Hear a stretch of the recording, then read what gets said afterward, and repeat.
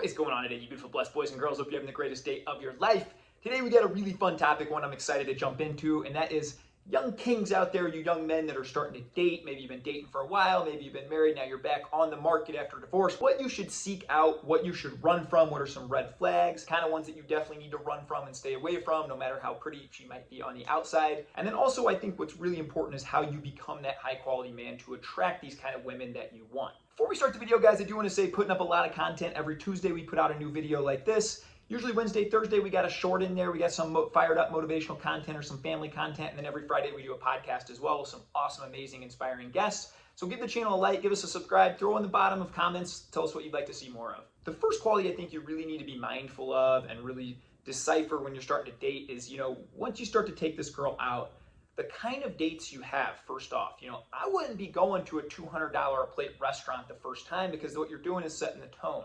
I wouldn't be buying her these expensive presents right off the bat. You need to make sure, number one, is she all about status? Is she all about money? Is she all about these things? Or does she really just like spending time with you?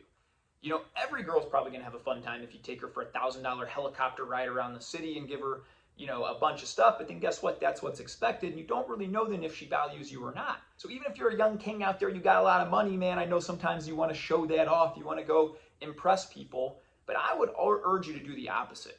One of the first dates with my now wife, we just took a 3-4 hour walk. I was killing it at the time in poker, had enough money to take her anywhere I would want to go. But really, we just took a nice long walk. We got to know one another. And then I found out very early on, she just enjoyed spending time with me. She didn't really care about the places I could take her, the status, the materialistic things. And that's a really cool thing and a really confidence thing that you can build upon in a relationship. Red flag number one, if she's always insisting you're going to the hottest, newest, coolest restaurant, just know you're going to spend the rest of your life, if you end up with a person like this, that only will go to the most exclusive, nicest, high expensive things. If you want that in a mate, then hey, knock yourself out, go for it. For me, I want somebody who I knew was going to love me. For me, whether I had $1 million, whether I got 10 million, or whether I got 2, and we're building it together. Staying in that restaurant theme for point number 2, this is a really big one, guys. And I was dating a gal, to be honest. We've been on 2 or 3 dates, thought she was pretty nice. I liked her.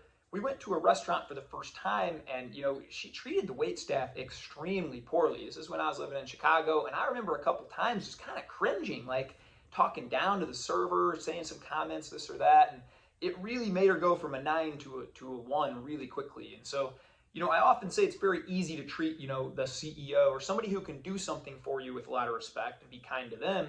But I want you to watch how these future, your future wife might treat people that can't help her. The service staff, the wait staff, the janitor at the gym. How are these people interacting with these kind of people, right? Because I want somebody who's going to build everybody up. I want somebody who's going to be an encourager to everybody, not just people that can do things for them. So really be mindful and check out how they treat the wait staff, how they treat other people around them. Are they catty? Are they aggressive towards them? Or are they just kind and uplifting? Believe me, you want to spend the rest of your life with somebody who's uplifting. So you need to choose that in a mate.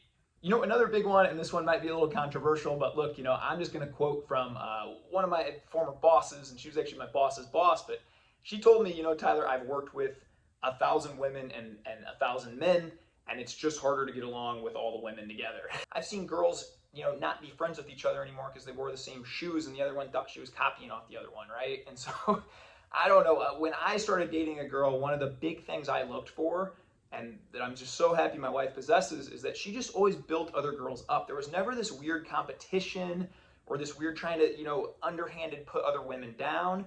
She's always built every other girl around her up. And I think that's such an amazing quality, and one that I really wanted passed on to my daughter, my sons, to everybody around me as we grow our mission and our life together. So I think you need to be really mindful of that when you're dating. Hey, you know what? If she's talking bad about these people behind their back, what's she going to do to you someday, right? So you need to be thinking about these things and see how she treats the other people around her, and especially the other women around her. A big one here too, and I know this can be a temptation, in the early stages of dating when you just can't keep your hands off each other, everything's great, you think you don't even need anything, all we need is love, right? But you need to ensure that she never uses sex or intimacy, so to speak, as a weapon in a relationship, right? And you can't keep score in a relationship. And I think that's something you really need to look out for early on. Is, hey, if she's gonna, kind of keep score, well, if you do this, I'll do this. If you do this, I'll do this. I don't want a kind of relationship where it's give and take, man. I just want me to give my full best self to her, and she gives her full best self to me. So you need to be very wary early on when you're starting to date these girls and see, hey, if they're really big into scorekeeping or you have to do this to earn this, it's a huge red flag and one that I would recommend running from. The last one here I'm going to get into is, you need to decide, hey, if kids is a really big important thing to you, you need to have that conversation early, and then you need to judge what kind of mom she'll be. I think it's really easy to see, one of my first dates, my wife and I were down at my hometown, and my little nephew was there, and she's on the ground playing with my nephew. I see this now. We have our kids, we take them to playgrounds, parks, pretty much, 3, 4, 5 times a week probably. My wife is one of the only moms that is in the tunnel, crawling through, chasing the boys, tickling them, running around. I see a lot of other moms just glued to the phone. They almost act like their kids are an annoyance to them. I wanted a kind of woman who is just all about being a mom, who loves being a mom. My wife tells me all the time she loves, so many parts of her life, but her favorite thing is being a mom. And if I'm honest, one of the favorite things of my life is watching her be a mom. I get so much joy hearing my boys, belly laughing outside of a room when I walk in. Just knowing that my wife is always locked in and present and giving our kids a great time. That means so much to me, and I'm super grateful for it. So when you start to date, you need to seek out this quality. How does she act around kids? Does she want kids? If you want a lot of kids, that's a big thing, and you need to be on the same page about that. I'll give a bonus one here. The last one, you guys know I'm always about the bonus content. I think she needs to be someone that will hop on and support your mission. Now, what do I mean by that? I don't mean, number one, that she has to give up everything she wants to do and just hop on for you, but I do mean that she needs to support your dreams and hop onto what you want to accomplish in life. And for her to do this, you need to have that specific vision of where you're going to go. We're going to talk about that next, how to become this high-value man that can attract these women. But I think that you need to be that high-value guy, so when she sees you, she knows the direction you're going. She's excited to hop on with you. My wife will often say to me, congrats, Ty, you hit 80,000, teammates on Twitter, or you did this much in business, or you whatever, you led us, your fourth successful retreat, whatever that might be. And I will always stop and say, I did not do that. We did that. And I really mean that. Without my wife, I could do none of the things that I have gotten to do. I really feel like we're a team, and in every sense of the word. And when I look back over the last several years of me being able to fire my company, transition out, kind of live my dream life and do the things I want to do, absolutely zero of that is possible without my wife. So now, how do we find women like this, and how do we not just chase women? How do we attract them, right? I talked about that a little earlier in the video. Now I'm going to go ahead and say, I see it out there, and the bar has never been lower, right? I coach a lot of young men in their 20s. The guys you're going up against are addicted to porn. They're addicted to video games. They have no mission. Most of them aren't in shape. Most of them don't have any goals or dreams or desires. They're consuming cheap dopamine all day. So if you really want to set yourself apart, you're living in a great era and a great chance to do that. I think no matter where you're at in life, you can just take 4, 5, 6 months, get really laser focused, locked into these goals and these things I'm going to talk about very briefly here in a minute, and you can put yourself in the top 1% of the dating pool no matter where you're at today.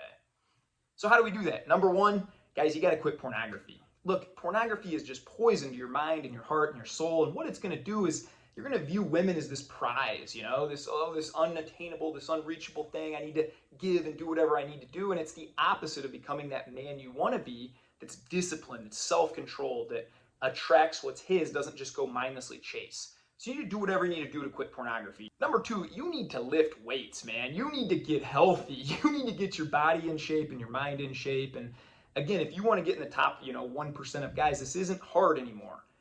It's not like every guy that's single walking down the street is a bodybuilder in some amazing physique. Get to the gym 3, 4 times a week, man. This isn't hard. Give a crap about what you put in your body. Take daily walks. Get out a journal and start writing. Get to know yourself a little more, man. Get focused on where you're going. Get the body that you desire and be super healthy. Your first impression means a lot, and your body is kind of your calling card, right? Like, you can tell how much a person respects themselves by how they look. It's just a fact. People can say what they want about this healthy, healthy at any size type thing. And look, I'm going to love you wherever you're at. I don't care if you're 800 pounds, man. I'll give you a hug and some encouragement and love you. But the truth of the matter is, if you really respect yourself and love yourself and want the best energy and want the best life and the longest chance of living the longest life, you'll give a crap what you put in your body, and you'll show that you're disciplined, and you'll show that you can control yourself. You have self-control. You'll be that man. The third thing I'm going to say is, get up and journal, get your thoughts out, read, get addicted to learning and growing. Too many people they graduate college or they graduate high school and they're done learning. They're just, that's it, and I think almost our society kind of teaches this. But look, if you look over at my nightstand right now, I have 4 or 5 books open. I got 4 or 5 notebooks over there. I'm always journaling, always trying to learn, always trying to grow. And I think, when you get a specific vision for your life and where you want to go, that doesn't happen by accident. It doesn't happen by watching Game of Thrones every night, or whatever popular is on TV now. I haven't watched TV in a few years. But it happens by you getting your thoughts out, by journaling, by reading, by sharpening your mind every single day. And that is a very attractive thing. I think when the opposite sex looks at you, ambition is a very attractive thing. So you need to have a laser focus on where you're going and cut out the things that you're not. And that'll lead me to my last point. You need to surround yourself with a community of other men who are also like-minded in doing this. Look, if you're 25, I get it, man. Most of your buddies are going to be going to the bars every weekend, chasing women, They're just going to be working a job they necessarily don't love, and they're content with that. They're going to be content to just kind of, as we get older, our bodies just fall apart. That's what happens. Well, you need to be different. If you're watching this, I would hope you want to be different. Nothing scares me more than living an average life and getting to the end of my life and saying, well, I played it safe, lived an average life, nothing really special happened, And if you're in that same spot, then decide today as a young man, I'm going to take control of my life. I'm going to be the prophet of my future, and I'm going to go attract that awesome future queen that's going to come into my life. You only do that by becoming a high-value man, and so you need to make your decision today and go after it. If I'm you guys and I'm out there in the dating world again, I would say focus and lock in on your mission. Have some fun with dating, but ultimately just keep your focus dialed into where you're going and becoming that high-value man. Ultimately, that woman will come and find you, I promise. So I hope this was an informational video for you guys. Hope you have a great day. Go be kind to yourself, be kind to others. And if you're out there in that dating scene, man, that Tinder world or whatever you guys are on these days, man, I've been out of it for a long time. But, I hope you go out there and you, again, attract that mate that you deserve. And you need to hold those standards high for yourself to become that. So you guys have the greatest day, and thanks for tuning in.